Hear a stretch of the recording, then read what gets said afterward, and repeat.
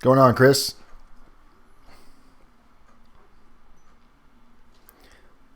Yeah, I figured that would be a decent topic for tonight, especially all the questions that I've been getting lately. What's up, Edward?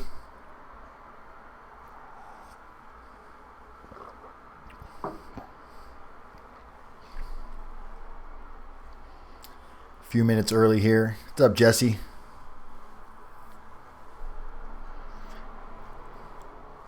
And once again, guys, I am exhausted, man. I'm just not. I need a midday nap or something. It must be approaching 40. You're just tired by the end of the day. I imagine you guys are probably pretty tired. It's 10 o'clock over there. Hello, Patty. Hey, Kimberly. So I'm bouncing back and forth in coffee and watered down Gatorade. Hola, Todd. Mr. Hanson, what's going on?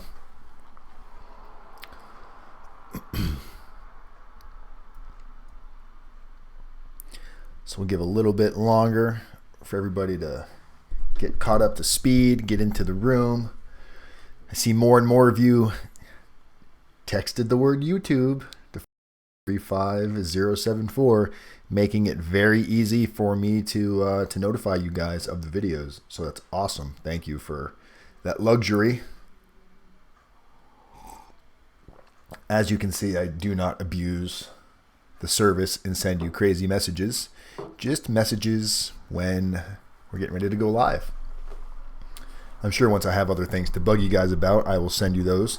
Oh, I did get I got an email today from, holy cow, brain fart there, from, ay,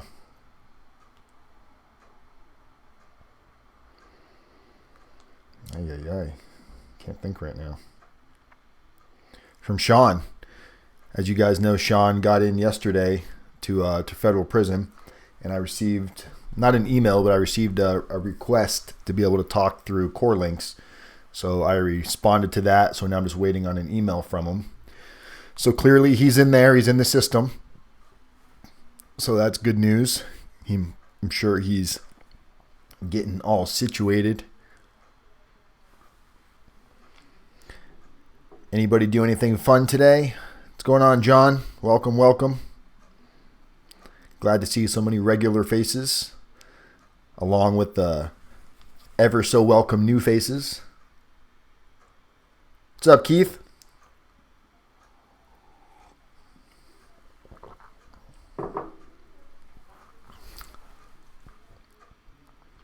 Just reading. Jesse, you worked.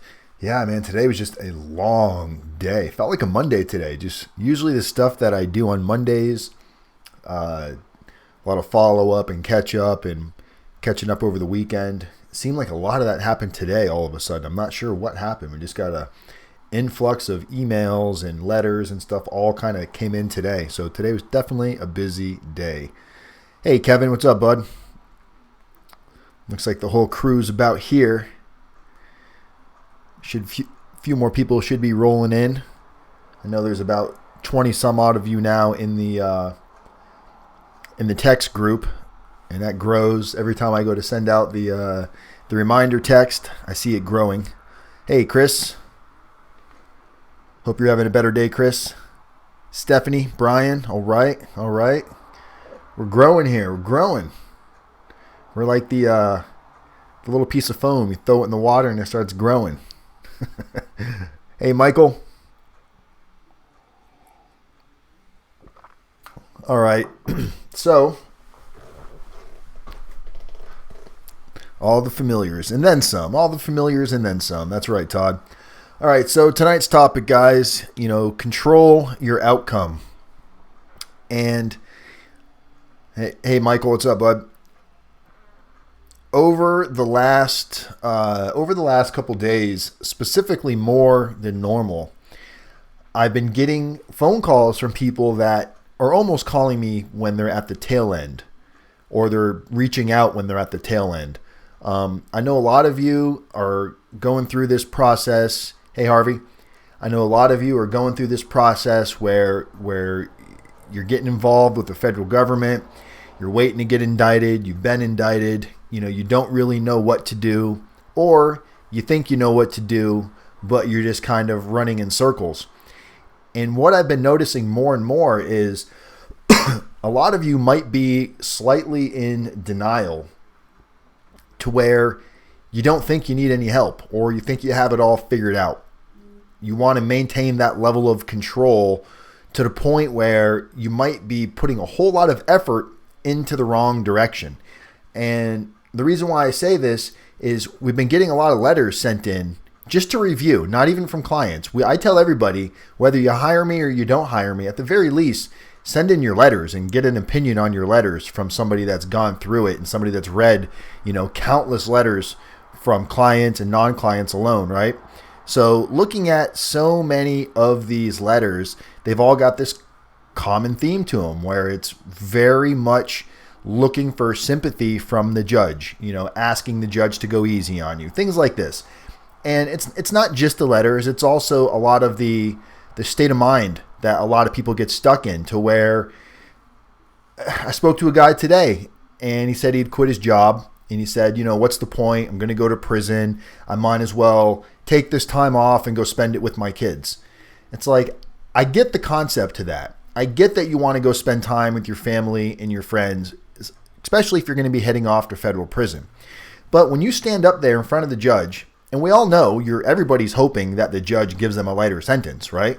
We all hope the judge has some great, all of a sudden epiphany hits him and he's like, you know what, I'm going to give you a better sentence. So we all want that, but not that many of us are actually willing to put in the action that's required to get that kind of an outcome. As Todd just said, action equals outcome. So when I was talking to this guy today, and he was telling me this, that he quit his job so he could spend more time with his children. He's looking at I think he said 33-month sentence is what he's taking a plea for. And I tried to explain to him, I said, well, when you're standing in front of the judge and you're hoping the judge is going to give you a lighter sentence, and the judge asks you what you've done with your time since you've been out on pretrial, and he might point blank ask you, are you working? And you're going to say no. He may ask you why not. He may ask you, what did you quit your job? But whatever your answer is, it's not showing the judge that you're being accountable and that you're willing to put in the time and the effort to show him that, hey, I'm a great candidate for either a lesser sentence, a reduced sentence, a probation type of a sentence. We don't see probation a lot, but it can happen. But it's definitely not going to happen if you don't put in the effort and put in the time that's required. I spoke to another guy that he's thinking about hiring us, and we sent him, information for what we need to send out information to the people he's going to use as character references. He hasn't done his plea yet. He's already been indicted, and we wanted to get started on his letters. And he said, no, it's too soon. It's too soon for that. Too soon to get started on your letters that you want to have for when you take your plea and when you go to your PSR interview. I don't understand where a lot of your guys' thinking goes, and I think it stems to a lot of most of us were so used to being in control, making all of the decisions, and sometimes we were too smart for our own good. You cannot manipulate this situation.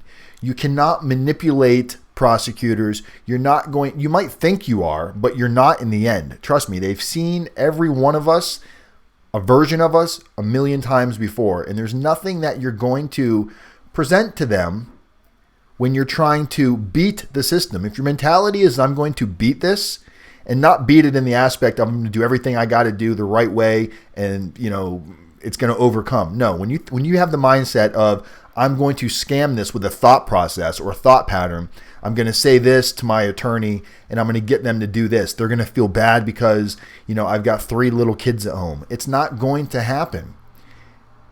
And it seems like so many of you are watching these videos and you're thinking, yeah, I should probably pick up the phone. I should probably call Dan. And for some reason, you just don't. You say, I'm going to do it later, or I know Dan's going to charge a fee and I just can't afford, $1,500 or $2,000 right now. So that's why I'm not going to call him. I've told you guys till I'm blue in the face, it's not going to cost you a penny to pick up the phone and talk to me. I had a conversation this week with a new client that just signed up, that's been watching these channels forever. And he told me, he goes, hey, you were saying that in one of your other videos, pick up the phone, you keep saying you're going to do it. And he felt like I was talking to him. And then by a 15, 20-minute conversation, we found so many unique patterns in his situation that were just like Todd's. So many similarities down to the probation officer, that if he hadn't picked up the phone and made that phone call, we wouldn't have potentially came across this bridge that we can use to try to close the gap on what might happen at sentencing. You guys don't know what it is that you're missing out on if you don't pick up the phone. Now, if you're not doing it out of fear, if you're not doing it out of thinking you have it all figured out, if you're thinking that, hey, nobody can help me, I'm telling you, just lower your guard, pick up the phone, no expectations, no pressure, just have a conversation and see where it goes. And at the very least, you might be able to get some useful information that you can take forward with you. As far as hiring me for a consultant, it's not going to be for everybody. Don't get me wrong. I'm not sitting here saying that everybody is going to be an ideal client. Sometimes I'm not the right fit for you. Sometimes you're not the right fit for me. Like the guy I spoke to today, he's just not a good fit for me. He's not willing to put in he's willing to work, but he wants to work in a conny, scammy, trying to beat the system kind of a way. And in the end, that's just not going to get you anywhere, except right back into more trouble later on in another instance. So not everybody is going to be the type of person that I want to bring on as a client. I pride myself on the information that we talk about, on the tactics we use. They're ethical. Nobody's going to go, oh, Dan told you to do this, I can't believe it. That guy, don't take advice from him. We're not telling you guys to lie. We're not telling you guys to mislead. We're not telling you to do something or not do something, right? We're not telling you to take a 5K1 or not take a 5K1. We're not telling you to take a Rule 35 or not take a Rule 35. I'll tell you pros and cons of both sides. For those of you that are potentially looking at a Rule 35, the upside to that is it could shave a lot of time off of your sentence if you're able to give them information on somebody that they don't already know about, and they're able to go build a case, indict them, find them guilty, and they get a sentence. That could offer a huge reduction to you. Now, the flip side to that is, what type of person are you giving them information on? Is it the type of person that you need to worry about with your family or worry about yourself when you get released? Because when you do a Rule 35, that information that you gave them is going to come out. The person is going to know it was you once the discovery comes out. So you have to be willing to accept that fact as well. You can't just be nearsighted and think about the amount of time that's going to get reduced on your sentence. You have to think about the potential consequences that could come from this decision that you're making now. Now, if you think about those consequences and you're not worried about it, it's not somebody that's going to come hunt your family down or hunt you down when you get out, then, it is what it is. It's, eat or be eaten. So I'm not judging anybody for the decisions they make at all. But I put it out there so you have the opportunity to absorb that information, good and bad, and then make a decision on what you want to do with it. A lot of us want to play that naive game going, oh, if my attorney told me this. Well, it's up to us to do that research. Like, I had no idea a 5K1 could potentially look really bad in like a medium or a pen. And, I had a 5K1, and if I would have walked into a medium or a pen with a 5K1, I might have been some issues might have jived from that. But it was my lack of educating myself going through this system, putting all of the responsibility on my attorney. And when you do that, you find yourself getting very irritated and spun into a corner to where you feel like you're never getting answers. And it's like, fuck, I'm going through it right now. I've been battling child support modification pretty much since I've been out of prison. And just like you guys, and it's, what's crazy? is sometimes I need to swallow my own words, right? So I'm sitting here telling you guys, hey, press your attorneys, ask your attorneys questions, know what they're doing, put pressure on them. And here I've got this attorney who's supposedly doing some stuff for me. It's been a year. And today I finally pick up the phone and get a hold of child support myself out of Tallahassee. And they tell me they have nothing. They've received no information. They've received no filings. Almost like this guy has done zero in a year. So now, of course, I'm furious and literally like losing my shit all day long. Between that, dealing with clients, just getting extremely frustrated, finding myself wanting to blame this attorney for not doing anything. Well, the same way I'm telling you guys, you can't blame the attorney if you're not taking responsibility and taking action. It's the same thing. At the end of the day, I had to really sit down and go, fuck, man, I did this to myself. Yes, I need the attorney's help, but that doesn't mean I can't follow up and make sure he's doing something, right? Well, I didn't do that. I waited a year to make a simple phone call. It took me 30 minutes to get somebody on the phone and find out nothing's been filed. Now, maybe they're wrong and they didn't see it, and I'm trying not to jump to conclusions or trying not to jump out of a window, but you can be sure tomorrow, the whole day that I'm not dealing with you guys is going to be dealing on the phone with the attorney and Tallahassee, because that's the only way you get stuff done. Guys, you have to be willing to work harder than your attorneys are willing to put in the effort if you want to get results. And I don't know about you guys, but I want results. I didn't get the results that I wanted going into the federal prison system. It worked out okay for me. Initially, I didn't get the results that I wanted, but I didn't put any effort in until the end on that. So the benefit you guys have is you have these videos. Not to say these videos are going to make you call me up and hire me, but these videos should be spinning some gears in your mind to go, hey, tomorrow I probably need to call my attorney and actually ask him what's going on. If you sense your attorney getting a little frustrated or agitated, that's probably a good sign, because it means you're making him work. He can't just blow you off the phone with a quick answer that is open-ended that leaves you just as confused before you called. Thank you, Will. I appreciate that. I got designated to Millen and redesignated to Elkton. Yeah, that's crazy, Kevin. That's, like I said, you're the third person that happened to in the last 2 weeks.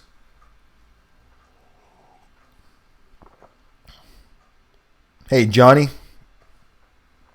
We got the whole group is on tonight. Hey, Johnny, are you subscribed? Not on my channel. But have you sent the text, the word YouTube, to 35074 yet? For those of you that are just tuning in, maybe for the first time in a while or the first time ever, hey, Greasy, just saw you pop in there. GM Motors in the house. If this is one of your first times coming on in a while or your first time ever, make sure you text the word YouTube to phone number 35074. Text the word YouTube, all one word, to phone number 35074. And that will add you to a subscriber list for when I make the new videos and get ready to release them. You'll get notification before they come out with a link to click on. It's the way I'm notifying you guys now, and there's 20 some odd of you in there now, so hopefully that will grow a little bit each video we do. So if you're not sure on that, Johnny, send me another message. I saw you just said no. What's that for? But I'm imagining that was after I just. Dan, I'm asking you a question. Oh, my bad, Javier. What was the question? Let me scroll back up. I missed it. Dan, do you know what can me and the kids wear this weekend for visitation? What can you wear? Well, you can wear. It's pretty much for. Look, if you go to Javier, I'll send you a link too. But if you go to the BOP's website and you look up Coleman Camp, and then you click on the visitation link, pretty much you can't wear anything that's revealing certain colors. I don't remember the colors. Basically, they don't want you to look like an inmate because they don't want, people to try to put your clothes on or you sneak somebody in or out. So it's, for the most part, you should be okay. Jeans, polo shirt, the kids, just dress them appropriate. You don't want to be dressed inappropriate, meaning, you're a guy, so it's not like you're going to wear short shorts or anything like that. And I don't see you wearing a skirt or anything. But usually for women, it's more of an issue because women like to go there and look extra good for their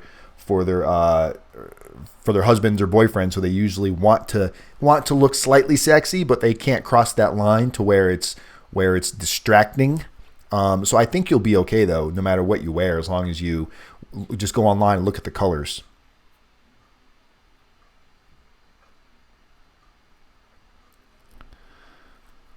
Yeah, Kevin, you're gonna be in and out of this thing before the next video comes out. And Todd, you'll be out before the video after that comes out. This month, a lot of you guys are going in. This is like the surrender month. I don't know what it is about the month May, but a lot of you are going in this month for sure.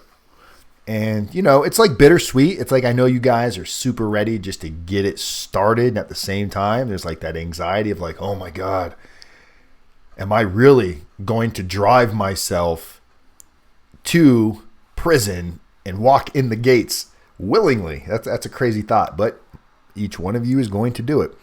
Yeah, Keith, we gotta pull some miracles out of the hat there to, I know you're freaking out because of the guidelines on your sentence and that potential that you could be looking at. But the good thing is, Keith, is you don't have a minimum mandatory and you're in a decent district. You have a decent judge.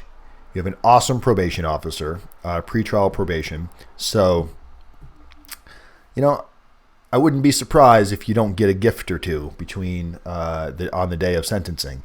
You just got to keep putting that effort in, and we're going to be working on that. And like I said, you did really good with your letters. Your letters were up there with some of the better letters that we've seen before they were touched, the pre-edited, the pre-formatted letters.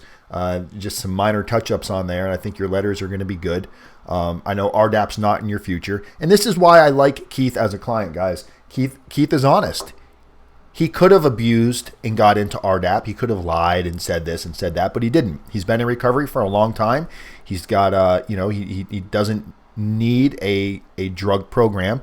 Now, RDAP could still benefit him on cognitive skills and thinking errors and things like that, but he didn't use RDAP just to get the time off. He didn't lie on his PSR and make statements that weren't true.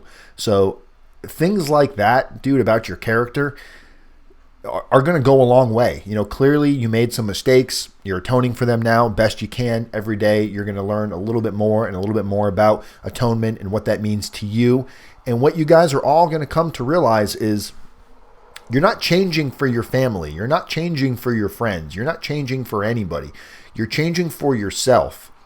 And the byproduct to that is everybody else gets to benefit the new you. And the people that can't appreciate the new you, those people will dwindle away into the wind and you'll never see them again, because there's always going to be people that want to keep you down. There's always going to be negative people. And when they see that their negativity can't no longer grow on you and it can't grab you like that cancer, it just dies off and it goes away. You just got to avoid it like the plague. You're going to meet people like that in prison that are going to be negative. You just got to avoid them. You have to avoid them. But controlling your outcome, guys, controlling your outcome starts now. It starts with things like picking up the phone. It starts with maintaining and holding a job. It starts with building a network, like what Todd did, building a nice mentor network. Checking in with your probation officer on a regular basis, not just the monthly that's required, even though that's good, but sending him an email once a week, or she, letting them know what your schedule was like for this week, what you did with your time, how many hours you worked, if you're giving back to the community in any way, community service, soup kitchens, anything you're doing to give back to your community, logging these things. If you're going to AA and NA, bringing a sign-in sheet with you and getting them to sign off on it when you're there. Date, time in, time out. Having all of this stuff prepared, put it onto a zip drive, mail it off or email it off to your attorney, a couple of weeks before sentencing. Give your attorney the opportunity to present this stuff to a judge, showing that, hey, you've taken some serious initiative into atoning for what you guys did. It sounds so insignificant. And it sounds like it's not going to make a difference at all. And maybe it won't. Maybe it won't change anything at sentencing. But the whole idea is not just to get a reduced sentence. It's to start creating new habits, to become a new person. Most of you that I've spoken to have told me that you're ashamed for the things that you've done. You're upset that you allowed these type of decisions to dictate your outcome of your lives. Most of you told me that you can't believe that you chose these type of paths. Well, what? You didn't just wake up one day and decide to make a bunch of bad decisions. At some point, you started down a different path, and it wasn't like you just went from making a right to making a left. You know, there was probably a very long curve on that path before you even knew you were going left. And slowly,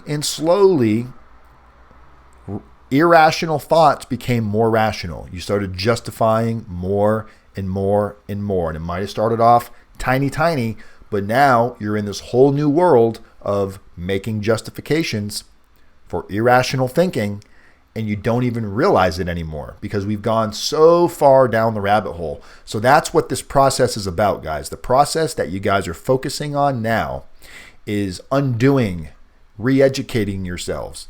And that's only going to happen by asking questions, allowing others to help you, whether it be within this community, which you guys all know in here. When I talk to you on the phone and I've spoken to somebody else that I see a lot of similarities with, I try to pair you guys up.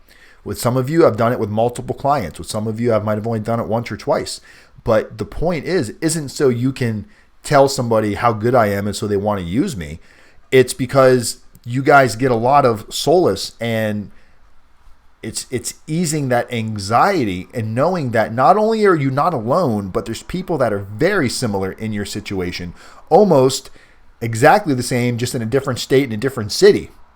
Other than that, it's like, wow, not only are other people getting ready to go to federal prison, but man, I thought I was, a lot of you think, here's what I'll usually get in an email when it's from somebody from the first time. Hey, my name's so-and-so. I've been watching your videos for, months now. I think what you're doing is great. You're a godsend. All these really nice things, and I love it. Don't get me wrong. I love hearing all this stuff. And then it goes into, I want to see if I can talk to you about my situation. My situation's a little bit different than everybody else's. I've never been in trouble before. I don't have a record. And somehow I'm looking at like 36 to 48 months.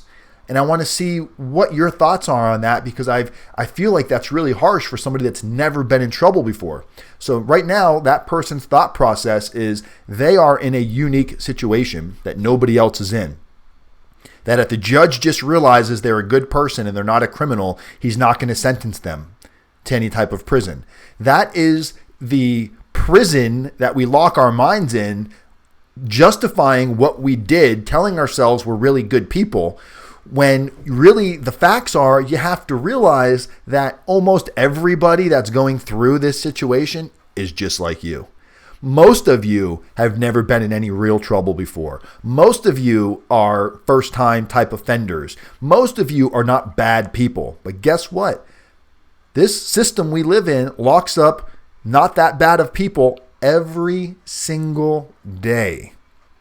So once you can shake that thought press off and realize that, oh man, I can't think like that because all I'm doing is lying to myself to get through today, to get to tomorrow, telling myself I'm not going to go to jail. I don't want to answer my phone when my attorney calls. I don't want to call my attorney because it makes it real. I don't want to call Dan and talk to him because it makes it real. I don't want to have a conversation with my kids because it makes it real. I don't want to go online and do research about what I should be doing to better my situation because it makes it real.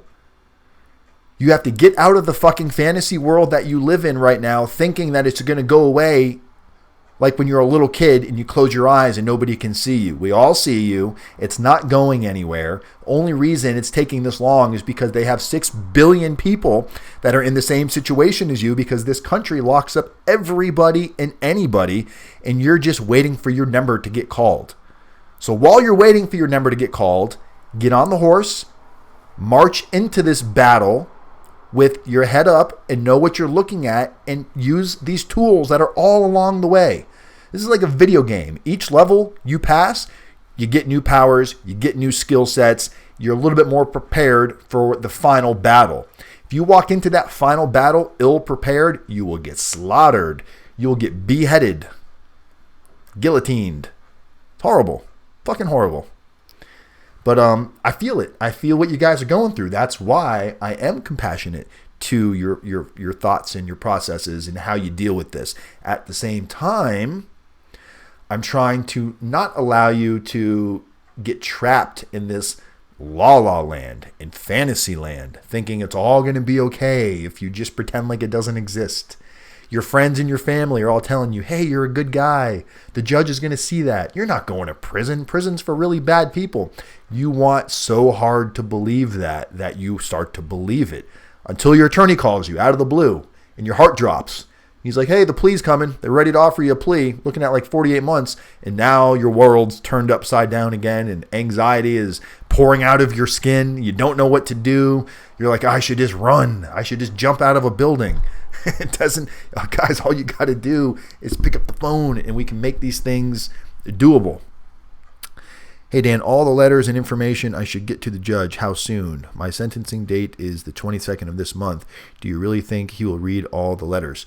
I would make sure that we send him, your personal narrative and the 2 or 3 really strong ones. Everything other than that, yes, he'll probably read it. But here's what happens, guys. Let's talk about the letters for a minute. Let's say you're like, all right, I've got 6 million people in my friend zone, and they're all going to write me letters, so this is amazing. So now, let's say out of those 6 million letters, you have 3 or 4 that are strong.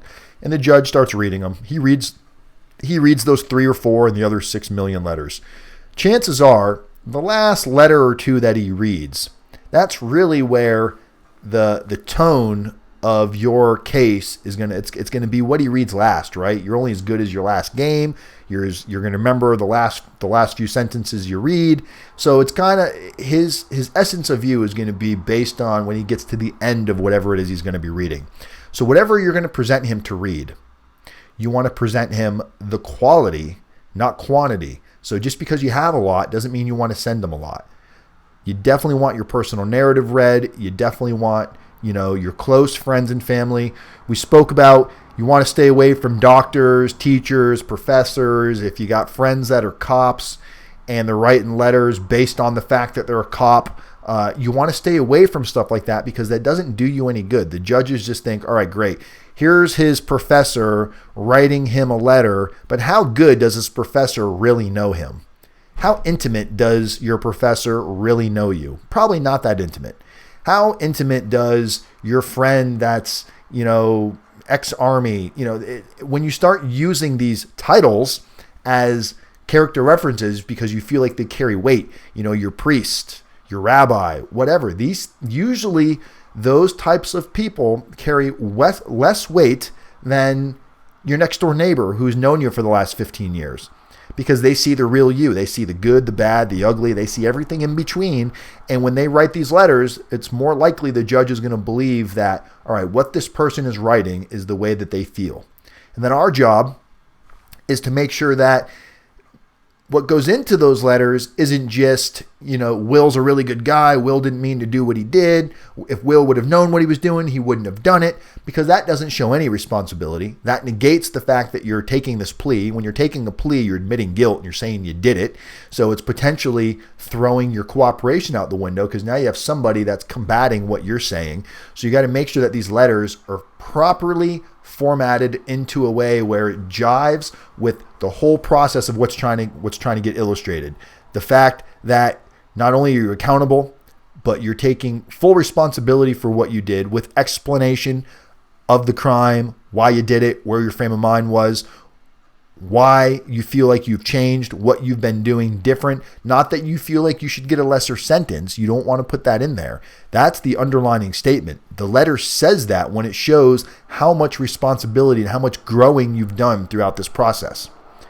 That's what you want the judge to come to see on his own without telling him to look at that.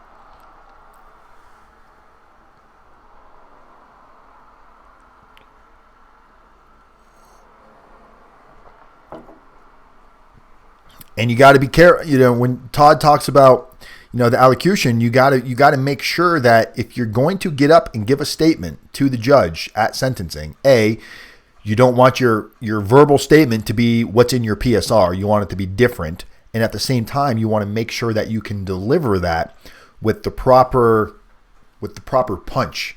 You don't want to get up and flail and stutter and forget what you're saying and skip a bunch of stuff. I did that. I got up, I had this speech prepared, and I completely flailed it to the point where I was like, I don't even know what I just said. I started mumbling. I started sniffling. Tears started coming down my eyes. I started thinking about my kids. And, I gave this horrible delivery of what I was trying to say. And I know it didn't come out the way I wanted. In my mind, I pictured it like a movie where I was going to give this amazing statement and the judge was going to go, wow, probation. And that didn't happen. The judge kind of almost had this look on his face like, are you done yet? So if you're going to be giving a verbal statement at the time of sentencing, practice, practice, practice. And there's nothing out of bounds for practicing. What do I mean by that? I don't care where you live, unless you live in a town of 20. Anywhere you live probably has open mic night. Somewhere where there's a microphone where you can get in front of it, even if you got to slide the DJ $20, you get up and you give your statement to a bunch of strangers. They're going to be like, what in the hell is this guy talking about? But that's not the point. The point is you want to say it in front of people that are going to be looking at you and see how you can produce and act in an audience.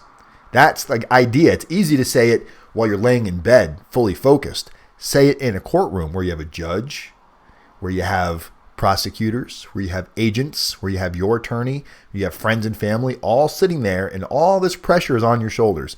So make sure you're prepared to say whatever it is you're going to say. If you're preparing an allocution, send it over to me. You don't want to make it 20 minutes long, a couple of minutes, get your point across. You want the judge to be able to not get bored to death while he's listening to you. Don't make it as long as one of my videos is what I'm trying to say. Make it like the edited version of my videos. That's why I like to edit. Okay, so what's Jesse talking about here? What if I'm embarrassed?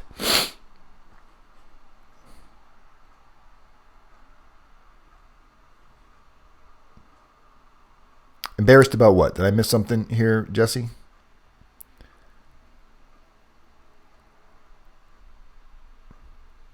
And guys, if you don't think you can deliver a good statement at sentencing, if you're not sure, you don't have to say anything. It's great if you can give a great impact. But if you can't, well, when you're embarrassed, what are you embarrassed of, Jesse?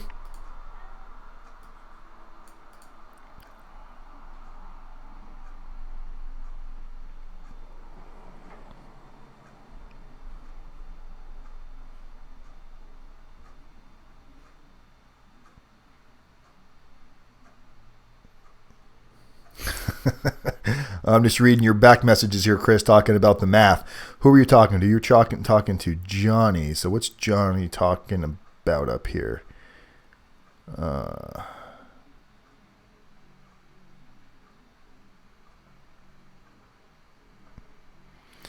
Yeah, just so you guys know, the simple math, guys, is whatever your sentence is, right? 60-month sentence. You want to deduct your good time from that sentence before you take anything off. So all you got to do is take your sentence, 60 months times 0.85 or times 85%, whatever that number is, then you back out 12 months for RDAP and up to 12 months for halfway house if that's what you're doing. That's how you calculate your sentence. You do not take your sentence minus RDAP and then minus good time. It doesn't do it that way. You take the good time first, then you back out everything else, which works out to your benefit. I will get so nervous. Yeah, well, I hear you, Johnny. That's why getting nervous is totally, most of us aren't Johnny on the spot, right? You're definitely, sounds like you're Johnny not on the spot. So if you feel like you want to, look, you can always decide last minute not to do it. But you can still prepare, get it ready, and go out and practice. Open mic night in front of your mirror, in front of your video camera, anywhere, you got to do it. Go out to, any type of public area and just do it. Say, hey, I have an announcement to make. Make yourself really uncomfortable, because if you can do it in that environment and you can deliver it, you'll be able to do it. It's practice. It's teaching yourself. It's taking like acting classes, basically, making yourself feel uncomfortable to achieve what it is you want to achieve. If you want it bad enough, I guarantee you this, Johnny, if you knew for a fact that if you gave a well-delivered allocution, that you would get no jail time, I guarantee it, you'd be practicing that thing, you'd be nervous, throwing up, but you would make sure that you gave an awesome delivery at the time of sentencing. That's the way you have to look at this. Just because it's not going to get you off completely doesn't mean it can't help you. And help means so many different things for different people. You have to put in the effort. Nothing is going to come to any of you if you're just sitting around waiting. Some of you could get lucky, but this game is not run on luck, that's for sure.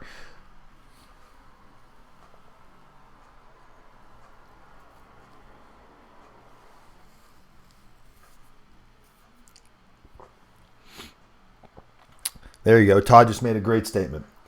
At the end of the day, once you're sitting in prison, lying in your prison bunk, the last thing you want to do is have that thought in your mind going, what if I had tried this? I mean, we're already doing that, right? When we got caught for our crime, wherever it is, we made that left when we should have made that right. We're already kicking ourselves in the ass, and we're so mad to the point where it's like you try to undo it so hard with your mind and you can't. Well, you don't want to have that thought about anything else going forward. You don't want to have that thought, what if I took my letters more serious? What if I better prepared for my PSR interview? What if I prepared better for my allocution?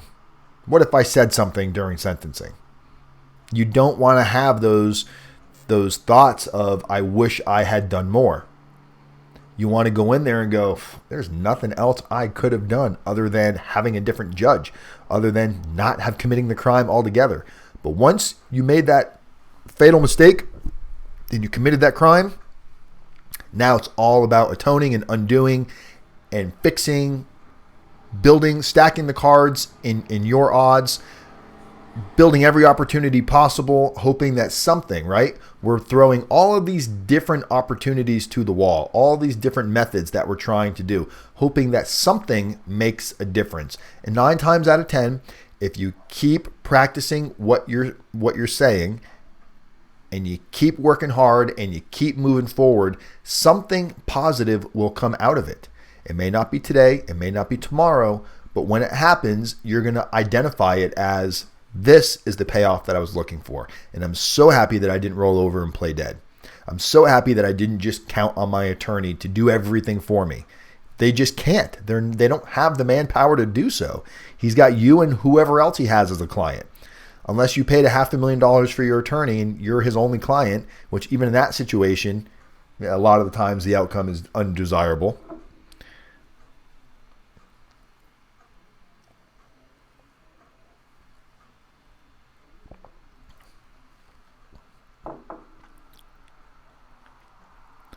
I really hope it's not a waste of my time. What do you hope was not a waste of your time, Johnny or Jesse?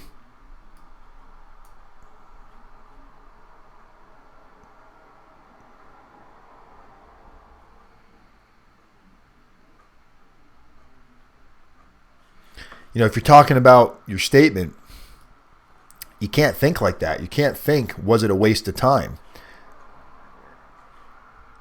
That is a self-defeating thought, my friend. To think that preparing can be a waste of time is a self-defeating thought to convince yourself to not do it. It's an out. I'm telling you, it's making sure I did the right stuff. Look, if you're moving forward and you're trying, you're doing the right stuff. The question is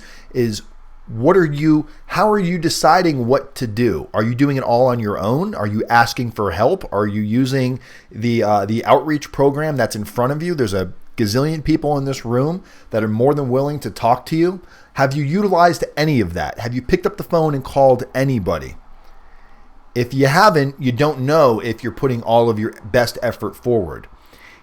A lot of people, and this is what we talked about in the beginning of this conversation, and I'm not picking on you or saying that this is you. I'm just saying that a lot of people tend to think they are their best coach or they can figure it all out. They don't need anybody else's help to solve their problems. Those are thinking errors.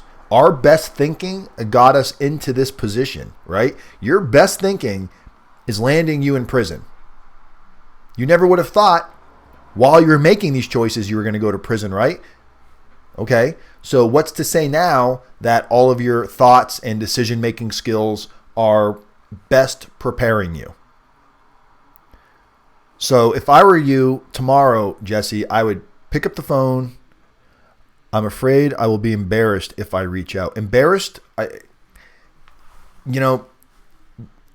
think that is it's a cop-out. That's what it is. We're just going to call that what it is. That is an excuse not to do what you need to do. You're afraid you're going to be embarrassed if you reach out. I've explained to you guys, I've talked to I've had clients, I've had prospects, I've had people that just viewers that have called me with every issue under the sun. And I can assure you, not one of them has hung up the phone feeling embarrassed. That's probably the least of your worries.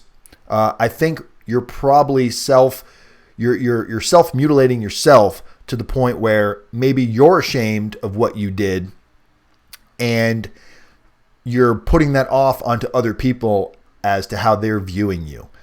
You're not being objective. You're being very stubborn.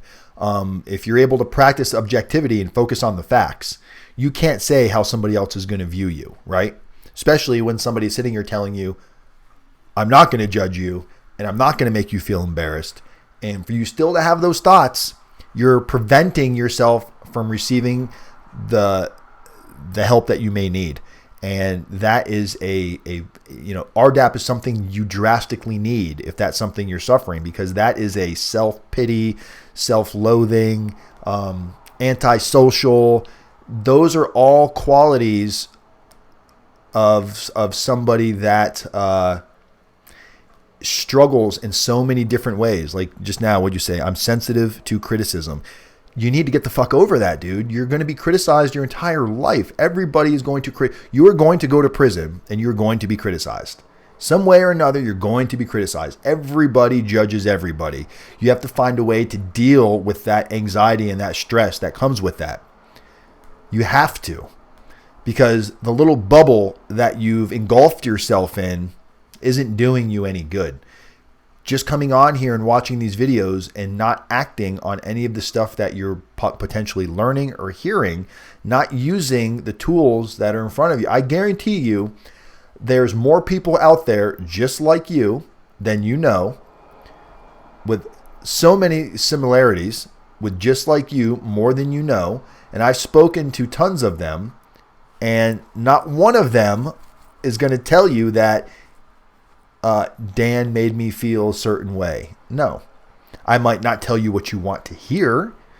I may not say, oh, you're, great. I may object and give you some different views to look at, but it's never going to be from a judging point of view. I don't judge. I can not agree with what you did. I can agree with what you did, but it's not going to be part of our conversation. I'm not here to judge you. I'm here because I understand that you're getting ready to go through something that you are not prepared for and you don't know how to take it. You don't know what to do next. The fear and the anxiety is what we're here to try to ease. We're not going to get rid of it. We're not going to remove it, but we can give you coping mechanisms to allow you to be able to progress forward and get out of the victim cloud that you've put yourself into. So I hope you get over whatever it is that you're feeling, Jesse, and I hope you're able to pick up a phone or text me or email me and make some kind of progress, or pick up the phone and call or email somebody. It doesn't sound like you're dealing with this very well on your own at all. So I'm glad you're here in the room, but you've been in the room long enough to where I think you're ready to take that next step before it's too late. And that goes for a lot of you. Some of you that aren't in the room right now. Some of you that are just watching the videos later on that are sitting here thinking, I wish I had done something. I hate when I hear that. I hate when I hear somebody say, I've been watching your videos for months and I wish I had called you sooner. It's like, yeah, me too. Not just because I want a client, but I hate when I hear aftermath of something that went bad. My PSR, I did it wrong. I'm going to the wrong prison. I didn't know to say this. I didn't know I couldn't get RDAP with only, 20 months. These are the things. Oh, my attorney told me different. It's like I literally spoke to somebody's attorney. Was it yesterday? It was either yesterday or Monday. I spoke to somebody's attorney who was basically telling the client that they do not get 6 months halfway house guaranteed when you take RDAP. Telling them that it's still up to the BOP. And it's like, it's very conflicting when your attorney, who is supposed to know these things, tells you something different than rdapdan, federal ex-inmate. Where's his degree? He didn't go to school for degree or law. So why should I believe him over my attorney who I'm paying $45,000 to? So that's frustrating when the people that should know don't know. And I'm trying to explain it to him in the nicest way possible because he's got invested interest with my client.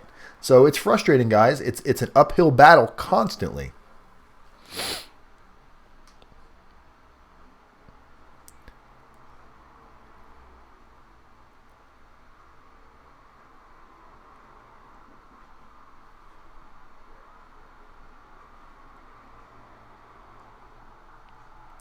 No, you'll get time off for the year, Will.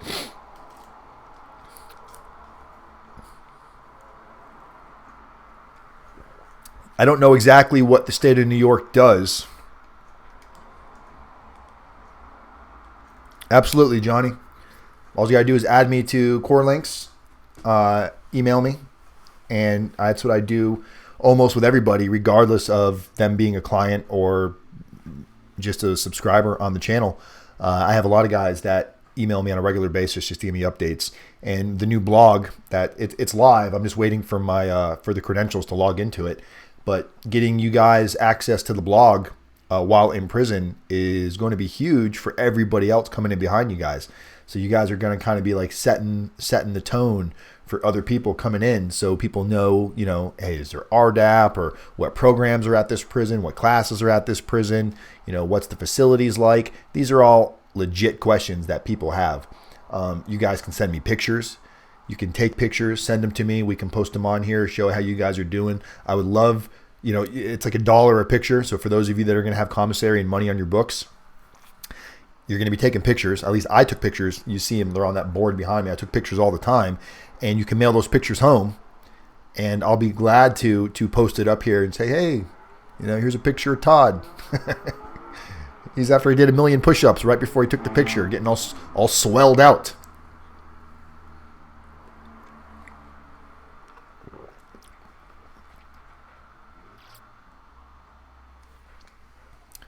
Where have you been, Johnny?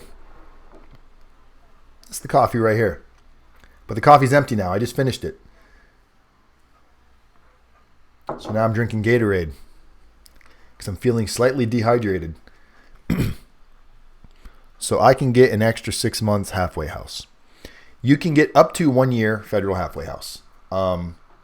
If you take RDAP, you're guaranteed 6 months. Then you can get up to an additional 6 months. Doesn't mean you're guaranteed to get it. There is a process to try to get that. Once in a blue moon, case manager will just put you in for it and you'll just get it automatically. And that's a beautiful thing when you don't have to work for it. But in most cases, there is a process where you have to go in and request the additional halfway house through a certain division. It's usually not located at the prison. It's usually located somewhere outside of the prison. And it's called a CMC, case manager coordinator. Those are ways to get additional halfway house. A lot of people try to do it through the Second Chance Act. But just because you qualify for the Second Chance Act doesn't mean you're going to get it. Most first-time offenders, white-collar criminals, nonviolent drug offenders, most people qualify for the Second Chance Act. Very few people get the additional halfway house under the Second Chance Act. So just keep that in mind when you're hearing the prison jargon from Inmate.com, from all these inmates that are going to tell you all these crazy stories about you're not even going to go to the halfway house. You're going to go straight to home confinement. As long as you got a job, they're going to send you straight home. None of that's true. The most you'll do on home confinement is 10% of your sentence. So for those of you that have ridiculously long sentences, 7, 8, 9, 10 years, 10% of that, whatever your amount of halfway house time you get, you'll probably go right to home confinement. For those of you serving, 0, 60, 70, 80 months, 10%, 6, 7, 8 months of home confinement based on however much halfway house time you get.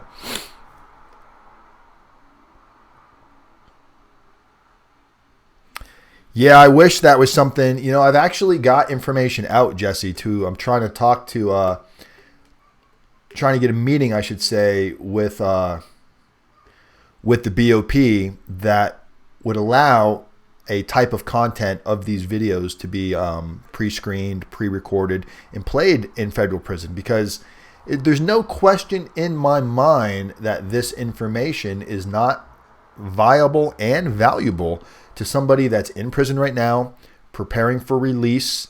Even my probation officer sees the benefit in what I'm doing. He sees it so much that he's pretty much released me from probation and is interested in having me come speak to the people here that are on pretrial. I know a lot of you have, while you're on your probation, your pretrial probation, a lot of your probation officers have like a pretrial services class that some is mandatory, some is optional. But for those of you that have gone to it, I think the one thing, including myself, I went to the one in Florida.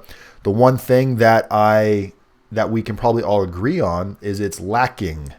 It's lacking in the information that they give you. It's very, very surface level, doesn't really answer a lot of questions, and they try. Like I know in Southern District of Florida, Ken Goldberg and the team of probation officers that put these classes on, they try. The one thing they'll tell you is they've never been to prison. So they can only give you the information that they were able to extrapolate from different sources. Having somebody come in there and explain these things, and not just what to expect in prison, but when you're on pretrial services, all of the things that you could be doing along the way while you're waiting for your sentence and your head's in the sand and you're not thinking about anything. That's the real damage that's being done. That's the actual damage, because you're not undoing anything. You're just waiting for the verdict to get handed down without putting any effort in at all. Nothing we do in life has anything good without effort. You can't just go sit in the gym and get in shape. You got to go to the gym and use the tools that are there. It doesn't work. You don't just go sit in a classroom and all of a sudden you get smart. You've actually got to put the effort in and pick up your pencil and work and read and research. This is no different. None at all. You don't just go sit in an AA meeting and get cured. You got to practice the tools because it's the real world is where the challenge is. Can you avoid, driving by a bar and you have that trigger that goes off? It's a certain time of the day and you're like, man, that drink would feel so good touching my lips right now. What tools have you acquired that's going to help you battle that thought?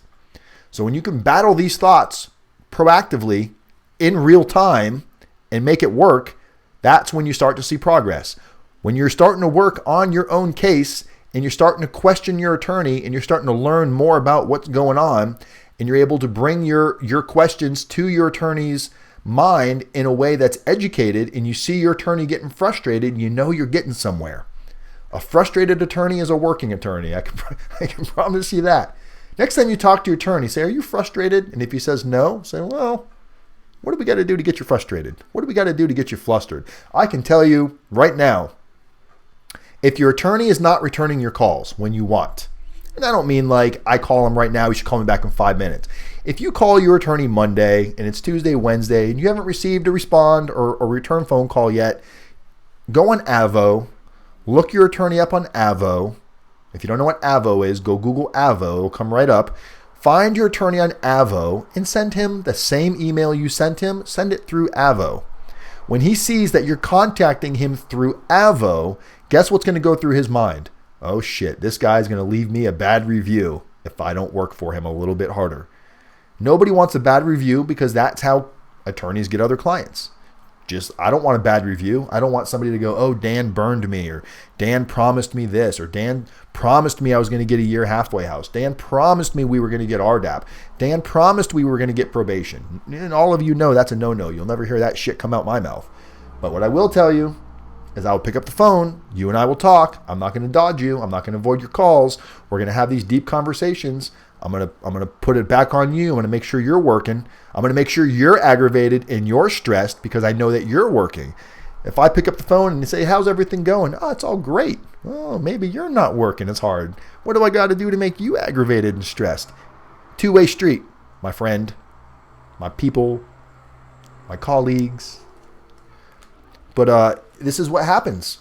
We talk to these other prison consultants, these prison coaches, and they just don't want to really put in the effort. I'm going to tell you why prison consultants charge 10 grand, 15 grand, 7 grand, 5 grand. They charge that because they can make enough off one person or off two people to get them through the whole month and then some. They don't want to take on more than a couple of clients because then they got to work.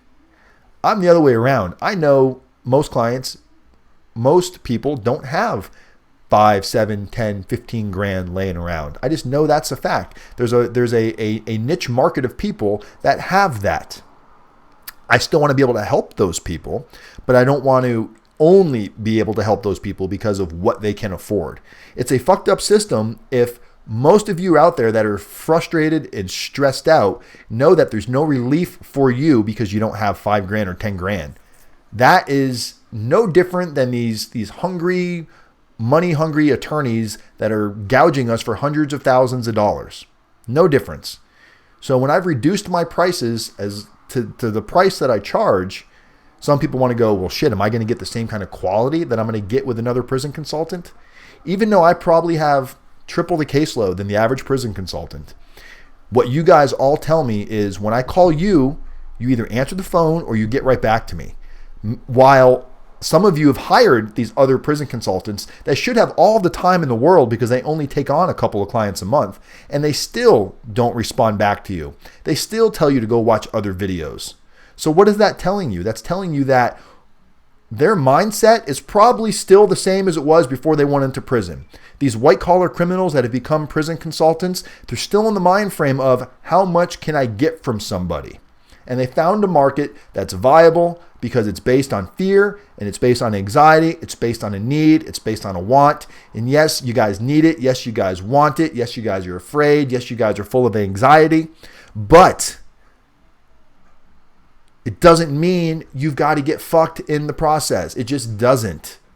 So if you think you're going to get a better service because you're going to go pay $10,000 than what you're going to get if you're paying between $1,500 and $2,000, then go pay $10,000. And I'll be right back here to tell you I told you so. And so will a lot of people that are in this room that have paid that fee and then came and found me. So it's not rocket science, guys. It's communication. It's making sure that you're educated, and it's making sure that you have somebody on the other end of the line that can walk you through this process. So, guys, it's like I can lead you. I can show you where the water is. I can show you where the hammer is. I can show you where the pliers are. I can show you where everything is. I can get you right into the store that has all the products that you need. I can get you to those products to where, hey, I found you the $10,000 product for a fraction of the price to where you can afford it. At some point, you have to stop being the person that is playing the victim, thinking, I'm just going to deal with the cards that are dealt. Pick up your phone, get out of your house, do some research, get on the internet, stop watching movies, stop saying, I need to spend as much time with my family as possible because I'm going to prison. How many of you are saying that and actually doing that? How many of you are finding time to go do other things where you're sulking and you're balking and you're crying and you're complaining and you're telling everybody how this isn't fair? How much time are you wasting on shit that doesn't matter? I'm not telling you don't go spend time with your family. Take your family with you. Go do proactive things that are going to help you. Go do community service. Bring your kids. What a great father-son, father-daughter, mother-son, mother-daughter experience. Go to the soup kitchen. Show your kid how to give back to the community. Don't make an excuse that you don't have time to go do it because you got to go play catch with Johnny. Nope. You and Johnny can go to the soup kitchen and do stuff there. I promise you, if you want to make a difference, you yourself will find the time. If you don't, you've got yourself to blame for when you're laying in your bunk and shit didn't go your way and you want to say, my attorney sucked, my judge hated me, prosecutors were out to get me. If you're thinking like that, oh my God, just go jump out of the window now because you haven't learned a thing and you're still playing the dirty little victim. Quit being the victim. You committed the crime. You. Oh, we got a lurking in here. We got an Arthur. Arthur's clearly not happy with our topic, guys. Everybody say hi to Arthur. Hello, Arthur. Hey, everybody's entitled to their opinion. Arthur's entitled to his. We can't hate him, you know. For those of you that not here to tell you to snitch, not to snitch, we're here to prepare you so whatever choices you're going to make, you can live with them.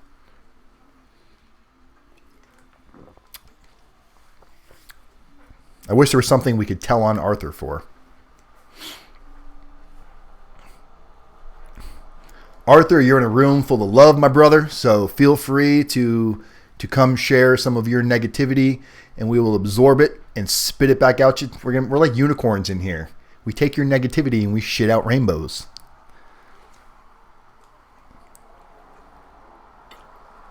Whenever I think of the name Arthur, you guys ever watch that? Was it a cartoon where Arthur, was he like a little bear, like a little cuddly bear? Arthur. He's like a little bear with glasses. So right now I'm picturing this Arthur lurking as like this little cuddly bear with glasses with a real foul mouth. And I'm just picturing him like the angry Arthur.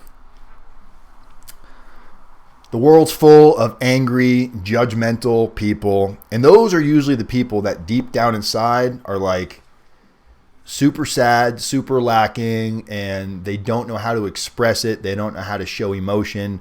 So they act out. And a lot of us are guilty of that, guys, not just Arthur. And I'm just picking on you, Arthur. I really don't know anything if you're like that or not. But I used to be the same way. Prior to me going through what I went through, I probably would have said the same thing. Oh, you're a snitch. You told on somebody. I can't believe it. But you know what?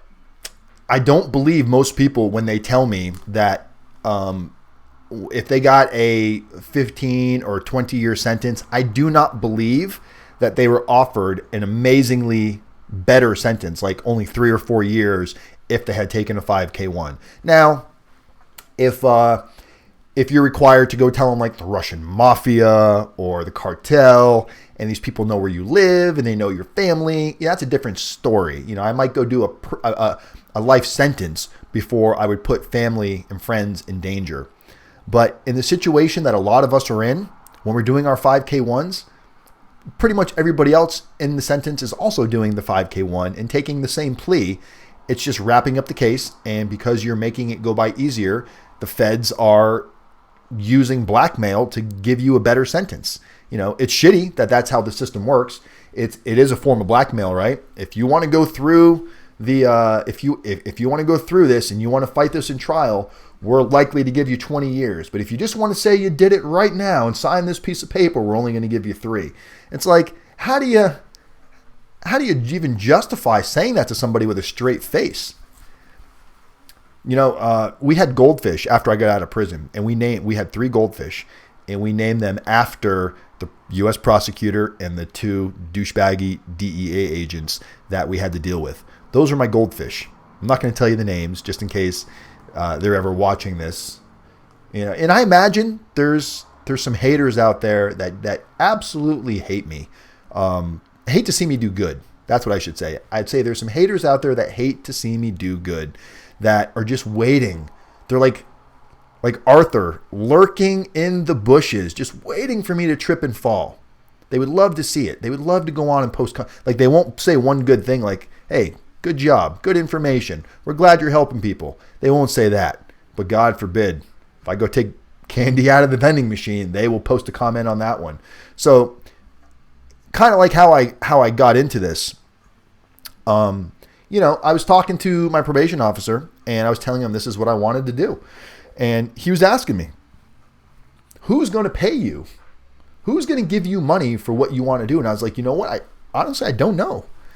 Nobody might give me any money, but I can tell you people are calling me. People are asking questions. People are definitely inquisitive. And these are all people that have went through what I went through.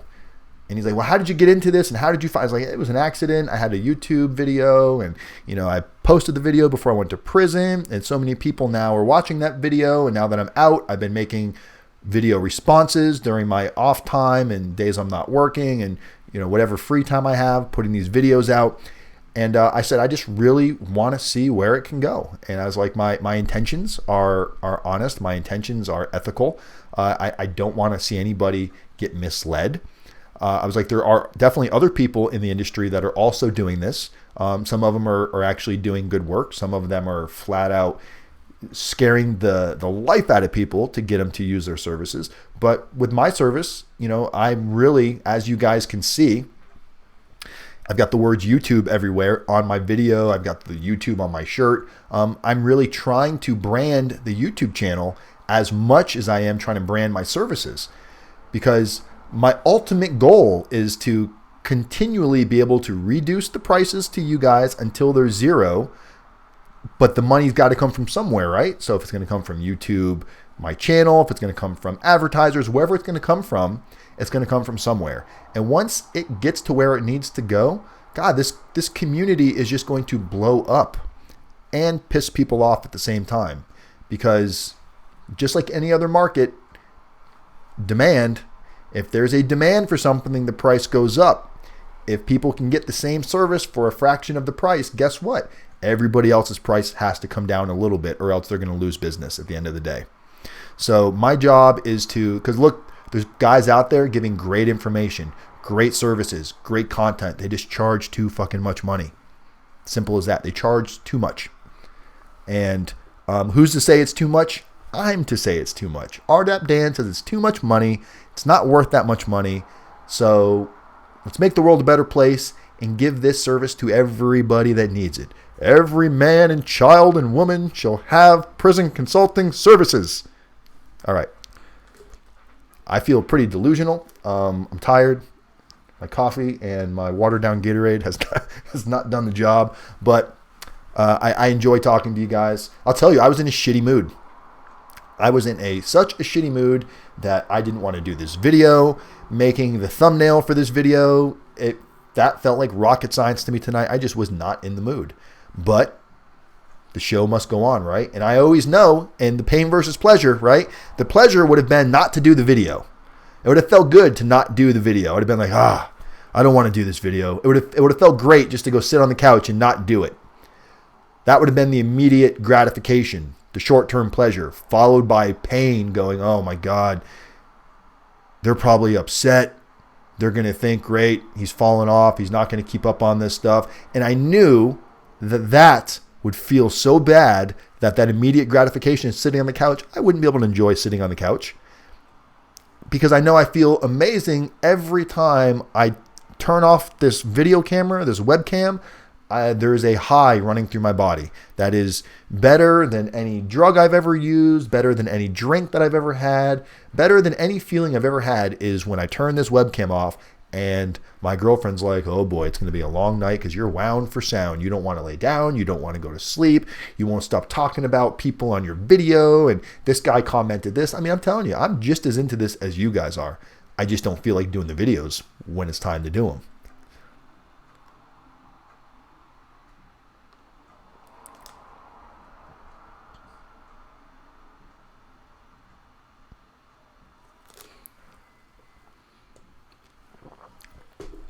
Jesse, just pick up your phone tomorrow, dude, and send me a text message. If you want to go send me a text, like go into a cell phone store and pick up one of the cell phones that is active and you want to text me from there because you don't want to give me your real phone number, whatever it is that's preventing you from getting help.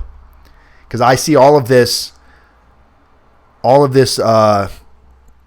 I've already spent so much money on legal fees. I don't know. You have all of this doubt that you have no facts to base anything on. These are all thoughts that you're allowing to dictate your choices. What ifs, what ifs, what ifs. Get off the what if wagon and just find out, man. It's not going to cost you a dime to pick up the telephone. I'm not trying to sell you anything. I'm not going to be like, oh, you need package A. Package A comes with letters. If you want to know what's in these letters, you're going to have to send a check. That's not going to be the tone of our conversation. We can have an hour-long conversation and money's never going to come up. At the end of our conversation, if money comes up, it's going to be because you go, okay, I realize I probably need you. What do I need to do next? It's going to be up to you whether or not you want to use me for anything beyond a phone call. But I'm telling you that I'm here to be a ear and a voice of reason to give you some thoughts to take on with you after our phone call. So don't be that guy. Pick up the phone. Pick up the phone and call now. It sounds so salesy. Damn it. Damn it. Used car salesman. Not a used car salesman. I sold real stuff. Mortgages, real estate, loan modifications. I was the short sale guy. You need a short sale, you come see Dan Wise, a.k.a. rdapdan. Listen to these people, Jesse. Listen to them. They're giving you good information. Listen to what Todd's telling you. Pick up the phone and call or text or email. You can even use like one of those voice scramblers so you can sound like an alien. We will have no idea who you really are. Your name might not be Jesse. I might be talking to like Billy Horton right now for all I know.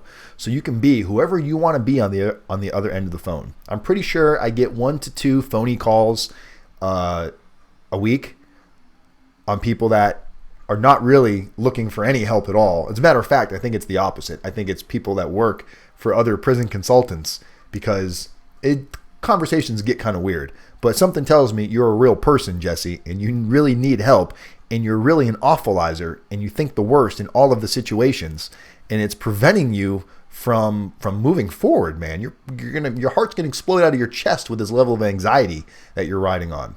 You like live in this anxiety bubble where it's like, they're watching me. They're looking at me. They're after my money. They're not. I'm not. They might be. I'm not. I want to see you get help. I want to see you come back in this room and go, I'm so happy I spoke to Dan because now I can breathe. I can eat my dinner without throwing up. I can laugh. I can enjoy some life because this isn't the end of the world. Just pick up the phone, buddy. We can do it together. That's what our motto is, right? Community as method, people helping people. That's not just some clever, shitty saying that I say. That's something that means something to me. People helping people. Community as method. It was a term that they used in RDAP where I was at. It was everywhere you looked. It was on the board. It was on the floor. They actually had a carpet made that said people helping people. And guys, it makes so much sense. I'm telling you, Jesse, I know you. I don't know you personally, but I know you. You are not unique. That sounds horrible. I don't mean that in a bad way. What I mean is there's a million people just like you that think they're all unique. So once you realize that you're not that special, that your problems are more common than you think, that means there's probably some pretty common solutions as well that you're just not able to see because you're so blind by everything else. So that sucks, dude, if you're puking all the time. You're right. I'm reading it now. Puking all the time really sucks. I bet it does. So keep puking or pick up the phone, and maybe you won't stop puking. Maybe I won't tell you anything that's going to help you. Maybe you can't be helped, but at least you'll know. You'll know, hey, RDAP Dan's full of shit, and it was a waste of time calling him, and it's a waste of time with doing anything else. So I'm going to go find this second story window and jump out of it. And with my luck, I'm probably not even going to die. I'm going to break my leg, and that's going to suck. So it sounds like you're screwed.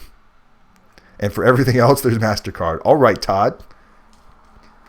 Todd, you yourself have helped others. Your actions along with Dan gave me air, brother, because I was in another world mentally. It's so crazy how worlds connect. Like Will's here, not because of YouTube, not because he found me through any channel. Will's here because of another business I used to be involved in, where these guys in New York City have an awesome company called Credit Concepts, and that's credit with a K and concepts with a K.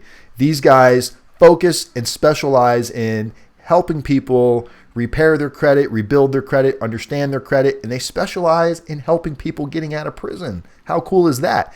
They just happened to know Will personally as a friend, and they happened to find out about what I was doing because we were talking about it, and they were like, hey, can you talk to my friend Will? So it's, when you start talking to people and you put out the word about what you do and you have passion about what it is that you love. My girlfriend hates it when we go out, because if we engage in a conversation with a stranger for more than like 3.2 seconds, YouTube, prison consultant, federal prison, all of that stuff comes up very quick. It all comes up very quick, to the point where she's like, oh boy, can I get another drink, please? Because this is going to be a long night. Because everybody's interested in prison, the taboo subject. And I love talking about it. I really do. I love talking about it. It's a passion of mine. I can't wait till I can talk more about it. I can't wait till my audience is not just YouTube. I can't wait. Like, I would love to go on TED. You guys watch TED Talks? I'm trying to get on there. I'm trying to get everywhere that I can speak to somebody that can benefit from what I'm saying. Damn it, I want to talk to them. I want to talk to them all. I'll drink 5 cups of coffee and drink a Red Bull if I got to get the energy flowing right. It's hard to not feel my love and my passion for this unless you're somebody not going through this and you don't appreciate it and you think everybody's just a scumbag. Like, what was his name? I already forgot his name. What was the guy's name that was in the room a little bit ago? He disappeared fast, huh? We didn't see him pop back in. He was like, damn, the unicorns, rainbows are strong in this room. I cannot penetrate their positive attitude tonight.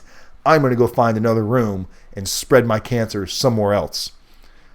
No cancer gets spread in this room. And if somebody's foul-mouthed and they're talking dirty, delete, goodbye. But if you want to come in here and post your opinion, tell me I suck, tell me my videos suck, tell me I'm a snitch, I'm going to let you come in here and vent. I'm not here to pick and choose. But if you're going to be gross and foul-mouthed and stuff like that, bad taste, we don't need that. We don't need it. All right. We are now 1 hour and 22 minutes and 5, 6, 7 seconds in. So we are probably going to wrap this up. Call it a wrap. The end of the show. Finito. We're gonna go part our ways for the rest of the night. And hopefully all of you are in a better mood than you were when you came on. Remember the topic, control your outcome, guys. Take some initiative. Tomorrow is a brand new day. If you didn't do squat shit today, tomorrow is a brand new day, and you have the opportunity to go move a mountain from one side of your bedroom to the other side of your bedroom. You just got to start pushing it. You might not see it move right away, but it will move if you put in the effort. Guys, until next time, which will be, what's today? Today's Wednesday, so Saturday at 1 p.m. That's 1 p.m. Pacific time, and that's 3 p.m. Central time, 4 p.m. Eastern time. We will be back on here with some other kind of crazy, insane, viable topic that is on topic. It's about what we're talking about, making sure you guys are getting the information you need. If you're afraid to pick up the phone, Jesse, we're talking to you, Jesse. This whole video, Jesse, was dedicated to you. Jesse, you struggle so bad right now, and you suck so bad right now that we had to spend the whole hour and 23 minutes on you. So the least you could do is, to make the entire room feel better, is come in here Saturday and say, hey, this is why I'm having a good day. I picked up the phone and I spoke to Dan. That's going to be your assignment. Between now and Saturday, Jesse, I expect to hear from you. There's no excuse. You've got my email. It's all, here, let's point to it here. You've got my email, which is, here we go. This is fun. You got my email over here. You've got my phone number. Well, you can't see my finger, but right behind my finger. And you can always text me there too. I won't even see your phone number. If you text anything, you don't have to just text the word YouTube to 35074. You can also text anything to that number, It won't put you in a subscriber list, but it will come through as a text message, and I'll be able to read it. So make sure you subscribe to my YouTube channel. And if you haven't done that yet, please do it. Subscribe, like, share, all of that good stuff. Kimberly, is this a different? Oh, there's Kimberly. Okay, different picture. Guys, I love every single one of you. Community's method, people helping people. I will see you all Saturday. Share the love. Do something good for somebody else. Pick up the phone. Call somebody. Call your kids. Go do something positive. See you guys soon. rdapdan. Peace. And I missed the stop button. All right. Peace for real.